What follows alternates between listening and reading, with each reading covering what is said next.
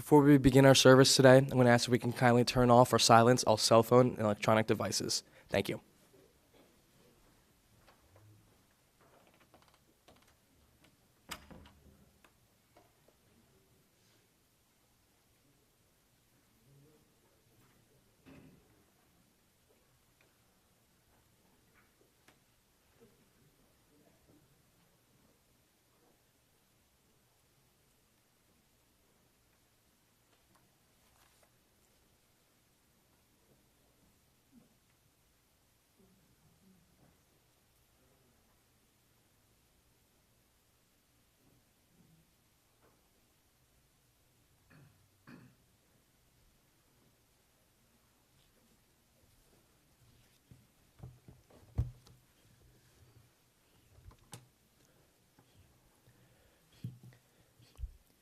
First of all, good morning, and thank you for for being here.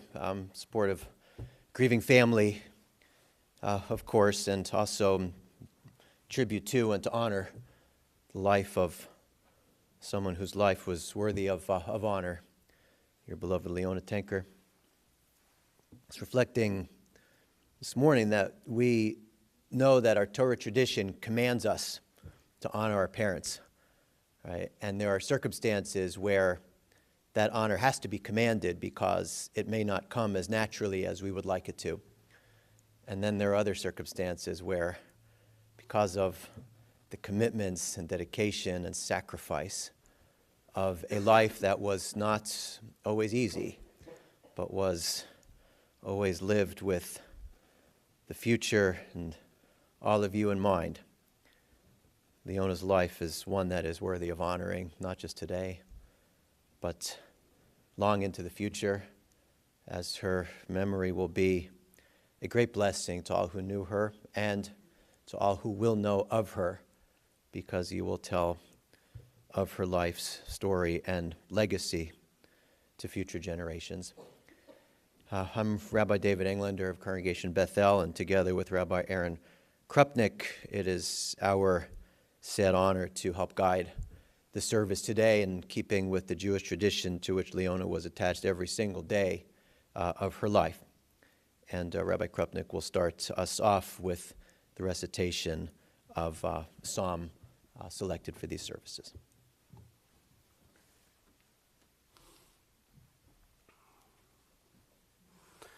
It is indeed an honor to pay tribute to the memory of a woman who enjoyed so much through our congregation, to a family with whom celebrated and unfortunately also mourned loss. Mizmor LaDavid Adonai Roi Lo Echsar, Benot Deshi Yarbitzeni, Amei Menuchot Yenahaleni. Nafshi Shovev Yancheni V'Magalei Tzedek Laman Shemo, Gam Ki Elech Begeit Salmavet Lo Ira Raki Ata Imadi. Shivtecha mishantecha hema yenachamuni. Ta'aroch lefanai shocha neged sorarai dishanta v'shemen roshi kosi revaya. Ach tov v'chesed yurdefuni koyamei chayai. V'shavti b'veit Adonai le'orech yamim. The Lord is my shepherd, I shall not want. He maketh me to lie down in green pastures. He leads me beside the still waters. He guides me on paths of righteousness. God revives my soul for the sake of his glory. Yea, though I walk through the valley of the shadow of death, I fear no harm, for you are with me. Your staff and your rod do comfort me. You set a table in the sight of my enemies. You anoint my head with oil. My cup overflows. Surely goodness and mercy shall follow me all the days of my life, and I shall dwell in the house of the Lord forever.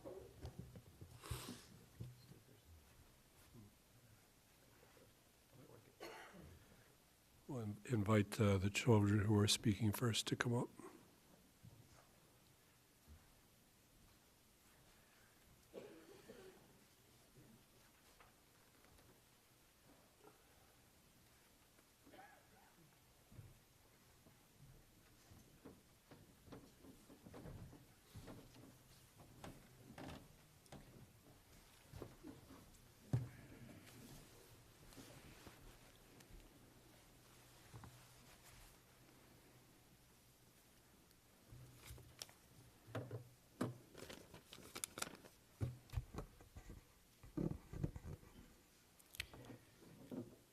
Hi, everyone. I'm Mark Tanker, my mother's oldest son, and I want to give my heartfelt thanks to all the family and friends who are here today, who came from both far and near to be with us to celebrate my mother's life. On the bima here with me is my sister Joanne, my brother Scott, and my brother Richard. Mom's brother Irv is here in the chapel in the first row, and his son and her nephew Mark is with him. Irv wanted us to celebrate her life, but he did have one small note that he wanted to make sure that you heard. My mother sent him a gift, and the gift was a pillow. And some of you may know this pillow. And the pillow said, let me make sure I can read this right. I smile because you are my brother. I laugh because there's nothing you can do about it. And for those of you who know Irv, his sense of humor is par none. And those of you who knew my mother, she was feisty and probably meant every word of that. My mother was a wonderful woman, a great mother, a spectacular grandmother, and great-grandmother. My mother was righteous, selfless, warm, loving, and always, always put everyone else first, never asking for anything. She was an excellent Jewish cook, especially a top chef Jewish baker. Her holiday meals, always made from scratch, would have won any competition. Well, there actually was one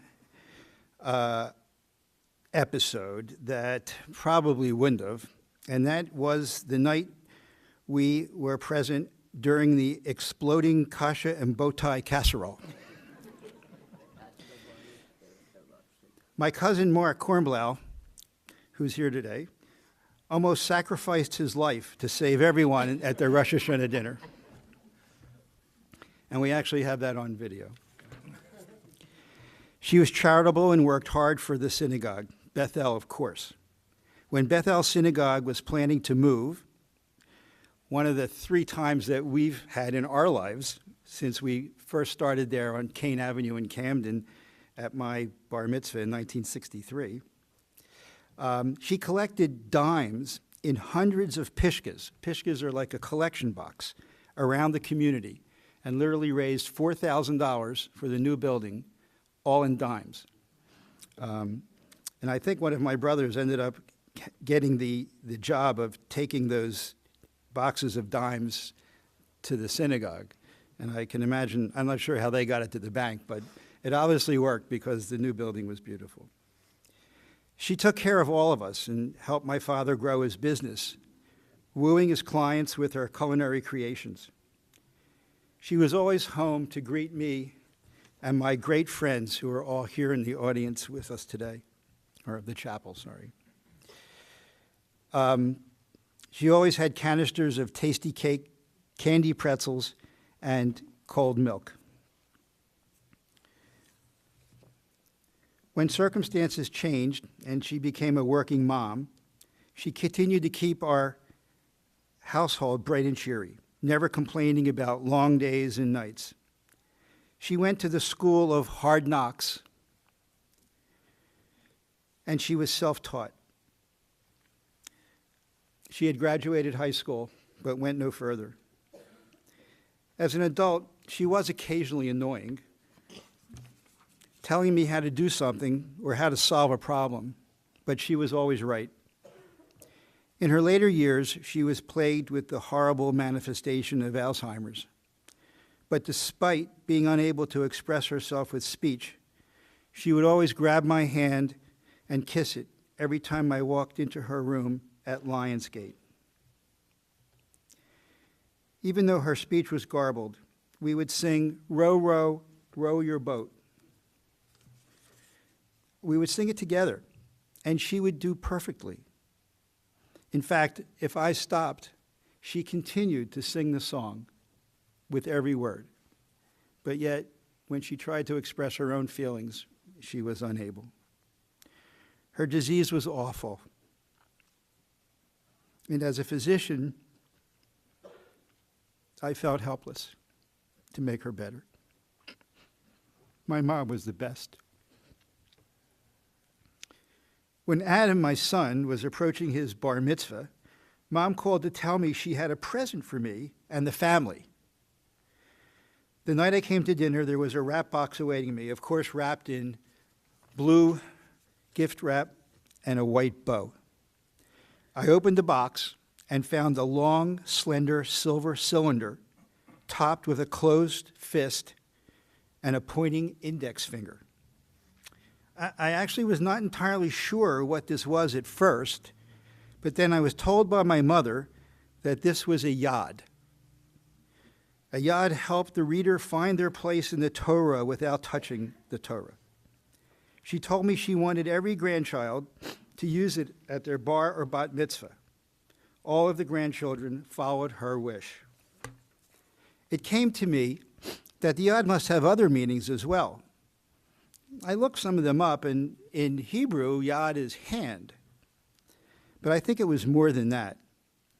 As the yad gives the Torah reader guidance with the silver hand at the top, my mother wanted all of us to feel her hand to help guide us through life. Family was most important to her.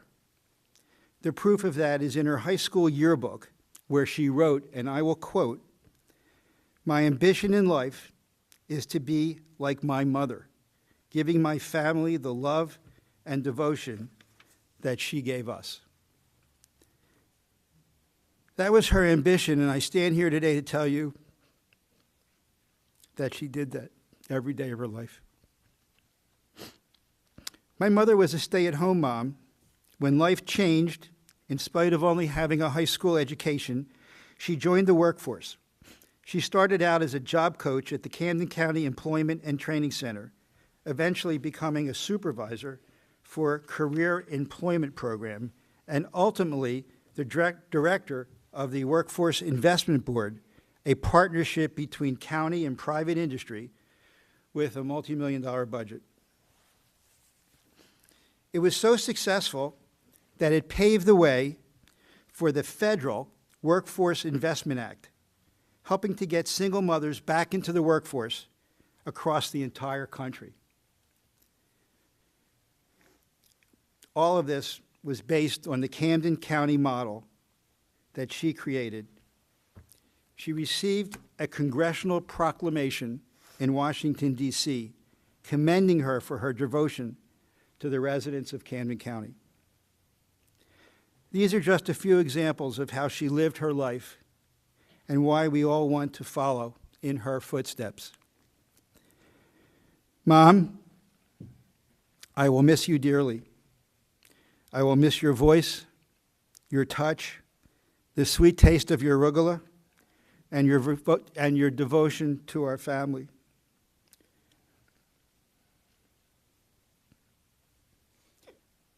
I never go to shul without my talis bag. I had it yesterday at actually a nearby synagogue where we decided instead of going to Har Zion, we would go be there for a dear friend and their mitzvah. In that talis bag, I always take the yad. It was with me yesterday. And Mom, I feel your guiding hand every time I feel that yad. I love you.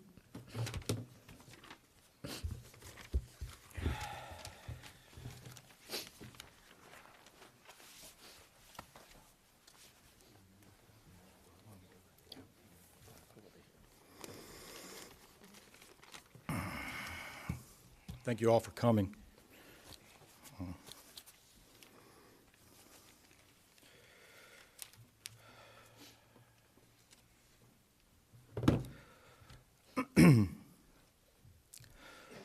My mother had a special way to touch people's hearts. She was a giver. very much so. She always had a way to cheer people up, make someone feel better. I think all of us have had that experience with my mother at least one time when her words, her kindness brought us comfort, brought us relief. My mother made me feel that way every single day of my life.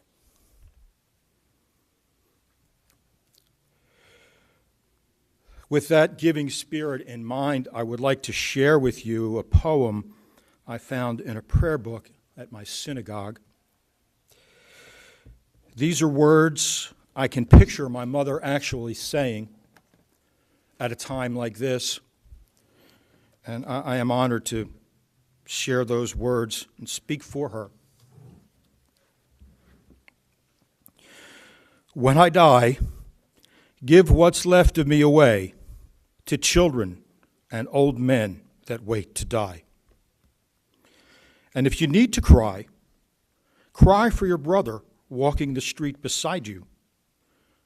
And when you need me, put your arms around anyone and give them what you need to give me.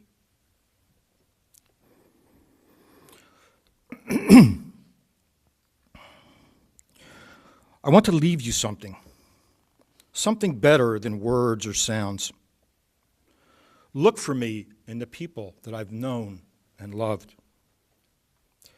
And if you cannot give me away, at least let me live in your eyes and not in your mind. You can love me best by letting hands touch hands, by letting bodies touch bodies, and by letting go of children that need to be free. Love doesn't die. People do. So when all that's left of me is love, give me away. I love you, Mom.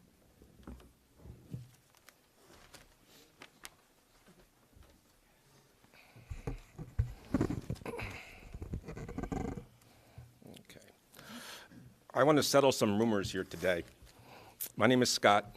I'm the third child, second son. They got it right with me, but we'll talk about that later. Now, there's a lot of rumors out there that I was the problem child in my family. And I want to set the record straight right now. Yeah, I was. It was not easy being my mom, because she had to deal with me and Richard. We had a few times where we had some conflict. Some of that was very mean, but also very much, we laughed about it afterwards. So I'll just mention a couple quick things. When I was a young man, a young boy, I was told that I put Richard in the dryer and tried to turn it on.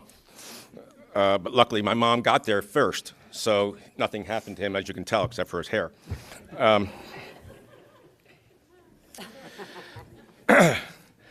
Then when we were playing around downstairs in the basement, we wanted to hang something, so we thought maybe we could hang Richard. And we got it pretty close until my dad came down and said, "You can't do that." He actually said a lot of different things, but that's what he meant. And the last thing I want to mention is that when Mark was in college, my mom had asked me and Richard to paint the garage floor. And Richard put on one of Mark's T-shirts, and we started to paint. But as brothers would have it, we got upset with each other, and we started to paint each other. We never finished the floor, and I still have some paint on my neck from that 35 years ago. Some of the things we did were really fun, and my mom loved to laugh. She loved to watch us laugh. So, number one, I want to thank you so much for being here today to celebrate my mom and honor her memory. To explain just how much my mother means to me is impossible. But I want to make sure that I pay tribute to my mom. My mom was one of the strongest, bravest, and kindest human beings on this planet. Without her, I wouldn't be here today. I wouldn't be the person I am, and I wouldn't have the life I have. She is everything to me and more, and there's no way I could ever quantify the importance she held in my life. My mother was the best mother a person could ask for, and Mom, I want to thank you so much. And I'd like to read a little poem that I thought was very apropos. Somewhere in my heart, beneath all my grief and pain, is a smile I still wear at the sound of your dear name. The precious word is mother. She was my world, you see, but now my heart is breaking because she's no longer here with me. God chose her for his angel to watch me from above, to guide me and advise me and know that I'm still loved. The day she had to leave me, when her life on earth was through, God had better plans for her. For this I surely knew. When I think of her kind heart and all those loving years, my memories surround me and I can't hold back the tears. She truly was one of my best friends, someone I could confide in, and she always had a tender touch and a warm and gentle grin. I want to thank you, Mom, for teaching me so well. And though the time has come that I must bid you this farewell, I'll remember all you taught me and make you proud, you'll see. Thank you, dear Mother, for all the love you showed me. Although you've left this earth and now you've taken flight, I know that you are here with me each morning, noon, and night. Mom, there are no goodbyes for us, for wherever you are, you will always be in my heart. I love you, Mom.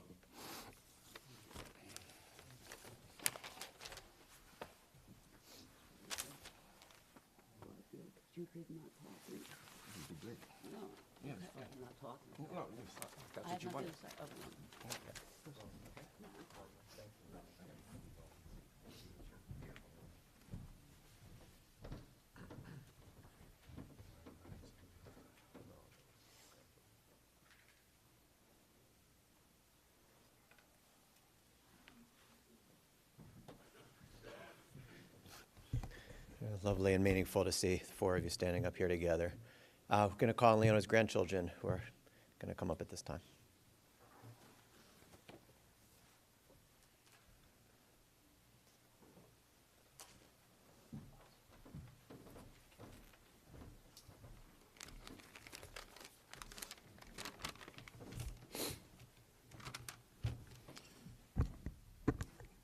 Good morning, everyone.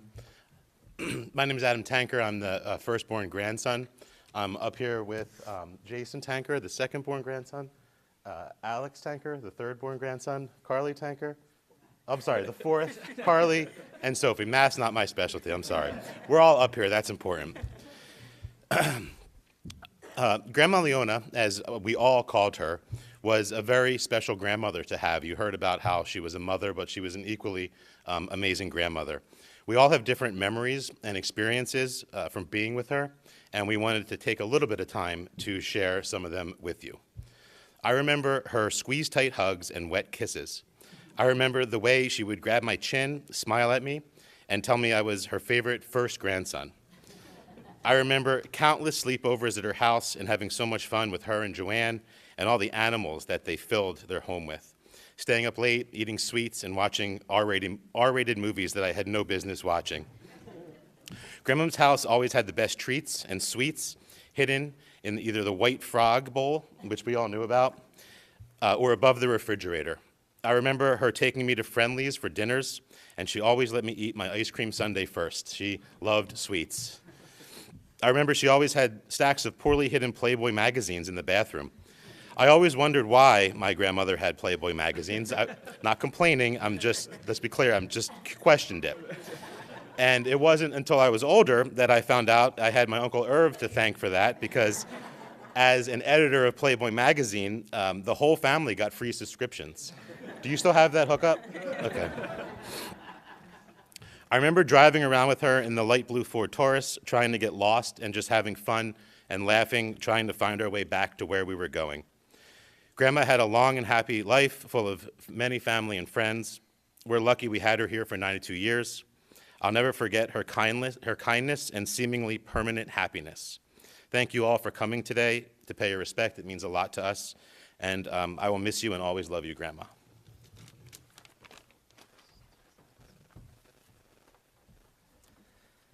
Hi, everyone. I'm Jason, as Adam said, Scott's son. Thank you all for being here today. I want to offer a few thoughts on my grandma. When I think of her, I think of someone who would do absolutely anything to make her grandkids happy. That didn't always go as planned. When I was 5 years old, I had some Hot Wheels that I was playing with that changed color when you put them in different temperatures of water. So I went to Grandma and said, I need some hot water. And not wanting to disappoint, she got me some scalding hot water from the hot water tap, specifically for like tea and things. It was so hot that I couldn't even hold the cup, which should have been a red flag, but being eager to please, she provided me with a napkin that I could use to hold the cup, and promptly ran off to play with my Hot Wheels, and a few minutes later was headed to the hospital with a burn on my leg. Despite her her earnestness backfiring sometimes, though, her affections were genuine and very pure of heart. When she first met my now wife Jamie, we had just been dating for really just a few months. I mean, I wasn't even sure how I felt about her yet, but we went out to lunch, and Grandma just insisted on sitting right up next to Jamie. Held her hand for the entire lunch. When it was time to go, gave her one of her trademark, big hugs and big wet kisses, and just said, "You better take care of my grandbaby." Jamie was moved to tears and just couldn't believe that a grandma could be so sweet, and I think that says it all. She was the best grandma. She really set the bar for all of us when we're future grandparents. And Grandma, I will miss you and always love you. Hello, I'm Carly, Mark's daughter. And you heard my dad talk about the kasha and bow ties explosion. There also was the great kugel explosion, where I was there and I wanted to make kugel, and she said yes. She wanted to do what we wanted to do, and we made the kugel, and it was ready to come out of the oven, and she took it out and promptly dropped it. And I think they had to get a new oven. I think that thing was just toast. It went everywhere. But Jason spoke about how she just wanted us to be happy, and that meant she wanted to do what we wanted to do all the time. And I remember another time where she took me to Discovery Zone, which is like this indoor playground. And I had the best time playing by myself, and she would fall asleep in the waiting room. And when I was done, I would go find her and wake her up and tell her we were ready to go home. And but she loved it, and it was very important to her to have individual relationships with all of us, and we always had one-on-one time with her. And I remember having my own sleepover with her, and she showed her affection in such an outward way, always holding her hand and giving hugs, and she always gave the best hugs, and I'll miss them and cherish them, and love you, Grandma.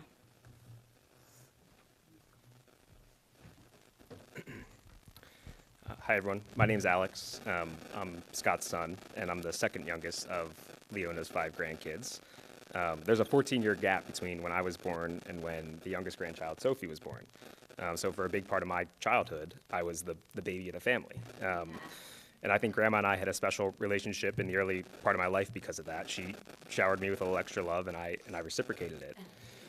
There's a story that Grandma used to love to tell me, and I was just a toddler when this happened, so I don't remember it. But the story goes that whenever Grandma would come over to our house and walk in the door, I would be so excited to see her that I would run around shouting, she's here, Grandma's here, I can't believe Grandma's really here." And I would do this for several minutes every single time she would come over. And needless to say, she loved when I did that. And I think that's why for so many years after, she would tell me I was her favorite grandchild. The theme of most of my memories of Grandma is that she just wanted me to be happy, and my happiness was her happiness. And when my wife Brittany and I got married in March 2019, unfortunately, she wasn't well enough to attend the wedding. But Brittany and I visited her the day before, and we performed our wedding dance for her. And her memory, unfortunately, was pretty much gone at this point. But I know that as she watched us perform this dance, she had this beaming smile on her face. And I know that she could see how happy that we were. Like, we were the happiest that we've ever been. And she didn't know much, but she just knew that that made her so happy. And the memory of this smile in that moment is one that I'll cherish forever. And Grandma, I love you, and I'm going to miss you.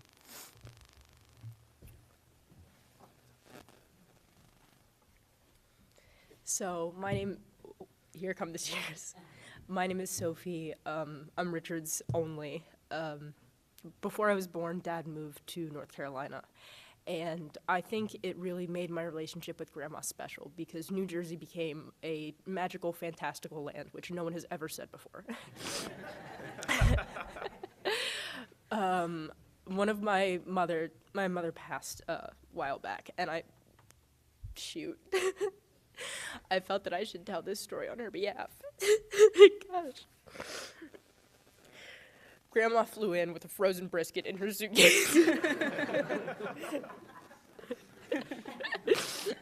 I just had to get that one out. Grandma flew into North Carolina with a frozen brisket in her suitcase. And by the time that Grandma had gotten settled at Mom and Dad's house, the brisket was not edible by any standard. And my mother, I was barely eating solid food. I perhaps wasn't eating solid food at that point. That was of no context to Grandma, of course. And my mother said, "You're not feeding that to Sophie. Come on, Leona, it's been too long. That's been out of the freezer for too long. I don't think it's safe." Grandma says, "Fine." And somehow, I have no idea how she managed to do this, sneakily cooks this brisket while my mother is not paying attention. And my mother was not raised Jewish, and she never fully understood the meaning of food is love when it came to Jewish culture. So she comes into the kitchen, and I'm in my high chair, and Grandma is feeding me forkful of brisket, kiss. Forkful of brisket, kiss. And my mother said that it was both horrifying and heartwarming. It was, it was her favorite Grandma story. But yeah, New Jersey was the land of the quarter under the plate ferry. We would go to the Cherry Hill Diner, the Windsor Diner, and at every meal, when I finished my plate, Grandma would hide a quarter under the plate. And I remember, as a child, I sort of in the back of my head understood that it was Grandma. And I knew that if I were to get a fruit cup, that they would give me a cup of fruit and then a little plate under the fruit cup just to hold it on. And Grandma would put a quarter under both. So I became the world's fruit cup connoisseur. And everyone was right. It was our happiness above anything else. I mean, Alex was the youngest for 14 years, but I was the youngest and I was a baby girl. And I won in every sense of the word. And Grandma just doted upon us in a way that all these stories can't really tell. It's an experience to be loved and fed by Grandma, and I'm glad that anyone here has had the opportunity to do so.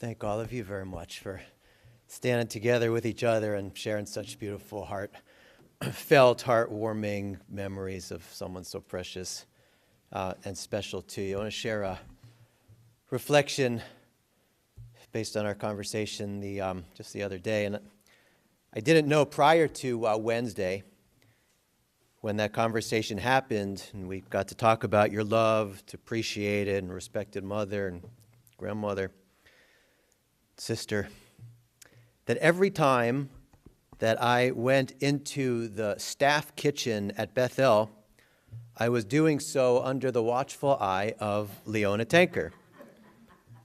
As the family made sure to point out, and I'm so grateful for you doing so, a picture of her that has hung on the opposite wall of that staff kitchen, I am certain, since our building opened in its current location. It is a lovely pic of a group of women, very much a product of its time, right?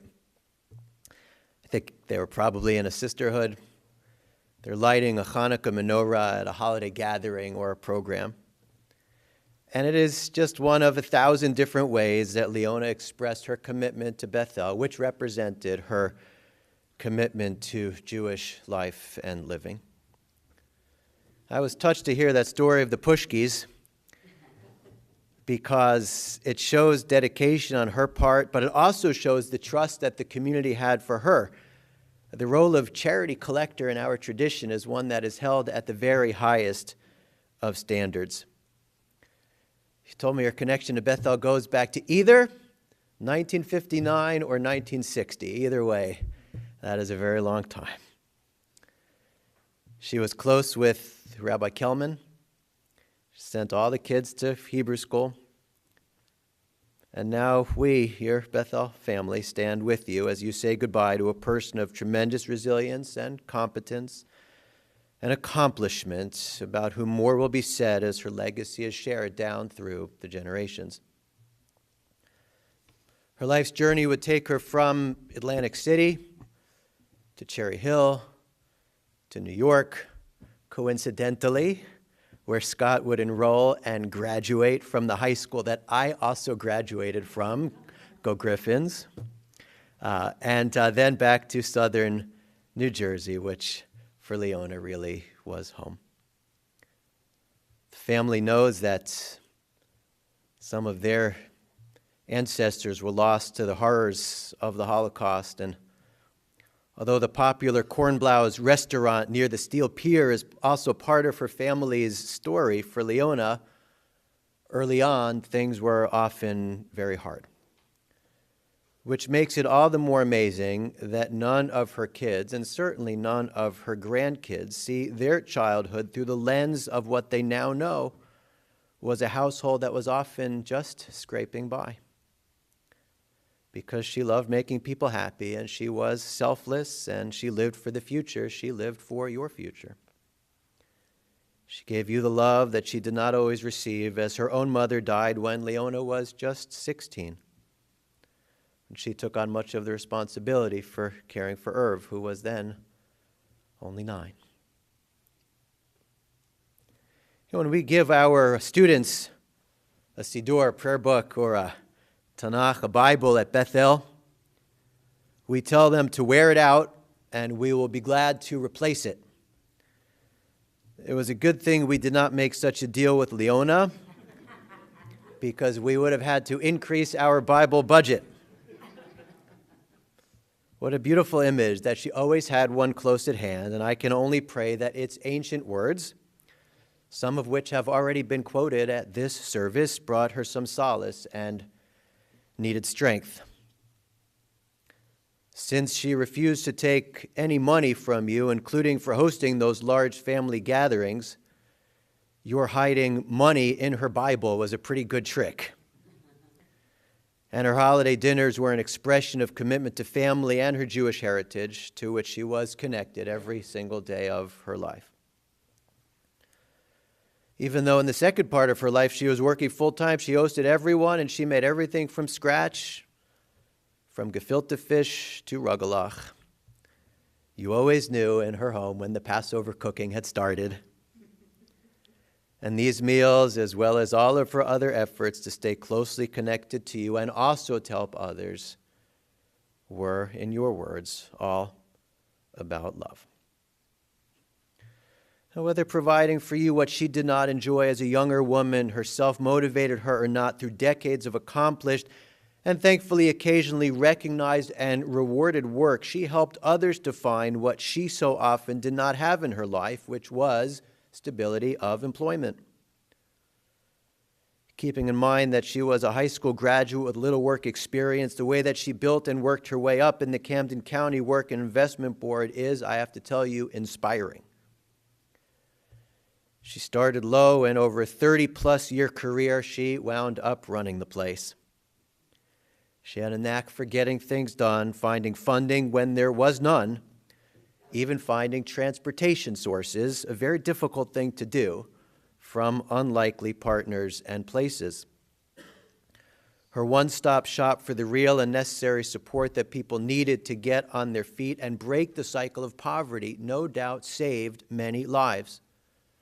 And her work improved many more. In 2008, she slowly started to retire. As I heard this part of Leona's incredible story, I thought of Maimonides as a somewhat well-known ladder of tzedakah. The highest rung is to help someone to help themselves. And job training is exactly what meets that loftiest fulfillment of this great mitzvah. And she was in an era when it was by no means obvious or even likely to be so. She was completely colorblind, and you know what I mean by that. She treated every client with the dignity they deserved and moved heaven and earth to get them the support and opportunities they needed to provide for their own families, as she had figured out through incredible trial and tribulation how to keep her own family afloat. Can't believe I get to tell these stories because they weren't mentioned, but she enjoyed bowling. She marched in the Mummers Parade as part of the Golden Schleppers. And one day you should ask the family about how she wound up organizing Christmas carolers, because it's a great story and representative that she was always willing to help or to do all she could to try. She was, as you said, a go-getter mama bear, which meant that she would charge into each day with energy, would not let it slip away without living out her commitments and values, primary of which were caring for you and being close to you and to helping others, whatever the substantial pressures and obstacles she faced. And over her life, there were many. She loved God, she loved her family, and she never complained. She made sure you were each set up to be successful. As Grandma, as you heard, better than I can possibly say, she dropped any troubles at the door and then fully engaged with you, and she was there for and with you, and when you think of her, she always will be. Express our condolences and those of Bethel community to Mark and Marcy, Joanne, Scott and Brenda, Richard, to Irv, to the rest of the family, to grandchildren, Adam, Carly, Jason, Alex, and Sophie, to the 7 great-grandchildren as well. All of you will continue to tell Leona's amazing and accomplished story as you live out her legacy in your own way, as you mourn and then continue on the meaningful pathway of your lives. You will always be blessed and motivated by the example of someone whose love for you was a constant of your world. A world which was improved and better off because Leona journeyed through it. Tenishmatat Zura B'tzura Chaim, may the soul of Leona Adele Tanker be bound up in the bond of life. May she rest in peace, and we say, Amen. I want to note in connection to Shiva that following the interment today, it will commence at Joanne's home, 1 Greens Ward Lane in Cherry Hill, and there will be a service this evening at 7 o'clock p.m. Tomorrow, on Monday, Shiva will be held at Mark and Marcy's home, 913 Waverly Road in Bryn Mawr. Visitation, welcome anytime, and a service also at 7 o'clock p.m. For the Amale Memorial Prayer, where we link Leona to the generation that preceded her, those who are comfortably able to do so will ask you to please rise.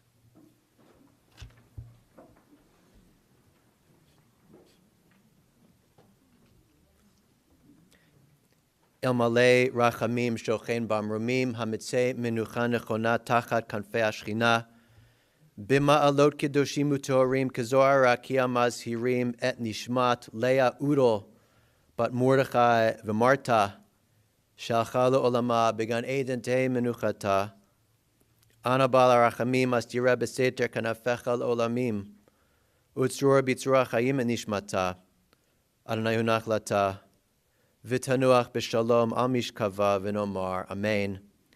Exalted, compassionate God, grant infinite rest in your sheltering presence among the holy and the pure.